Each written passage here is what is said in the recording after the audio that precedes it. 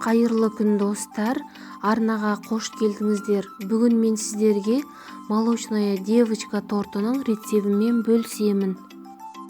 Тортты жасау үшін барлық ингредиенттер бөлме температурасында болуы міндетті.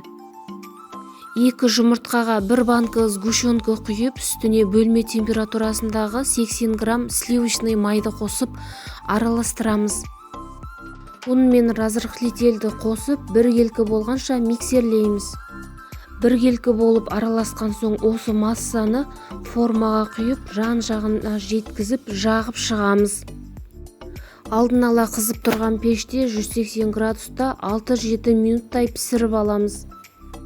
7-8 бөлікке бөліп, әрбір бөлігін жеке-жеке пісіріп аламыз.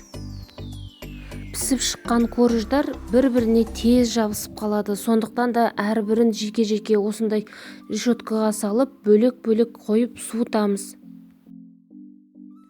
Енді кремін дайындаймыз. 250 грамм творожный сырға 100 грамм сахарная пудра қосып, 1 келкі болғанша араластырамыз. Үстіне 500 грамм сливки қосып, 1 келкі масса болғанша араластырамыз.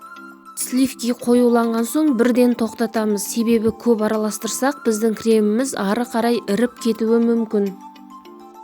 Корждарды кольцоға салып, арасына крем жағып жинаймыз. Корж өте жұмсақ болғандықтан созып алмай, ұқыптылап кольцоға саламыз. Енді торттың шет-шетіне жағатын вафельная крошка дайындаймыз.